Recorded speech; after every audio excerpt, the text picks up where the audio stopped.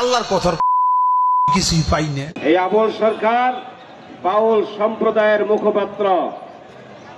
আবুল সরকারের মুখ ফসকে বের হয়ে গেছে তাদের ভিতরের কথা। এই ধরনের ভিন্ন ভ্রান্ত আকীদা বিশ্বাস গোটা বাউল সম্প্রদায় পোষণ করে।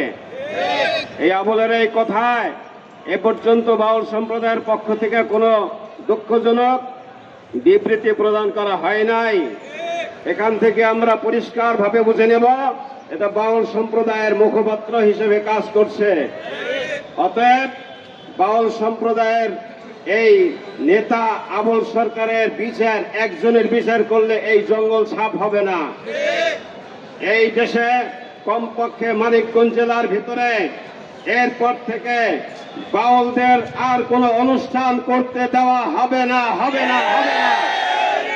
কোরআন বিদ্বেষী অপপ্রচার করে হাদিসের নামে বিভ্রান্তিকর তথ্য প্রচার করে নবী রাসূল নিয়ে সাহাবায়ে কেরামদেরকে নিয়ে কটাক্ষ কটূক্তি অনবরত করে যাচ্ছে।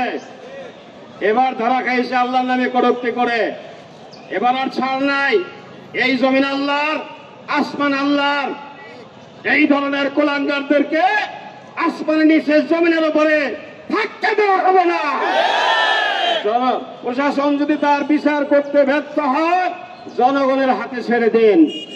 জনগণ নিজ হাতে তার বিচার করবে, আপনারা দেখবেন।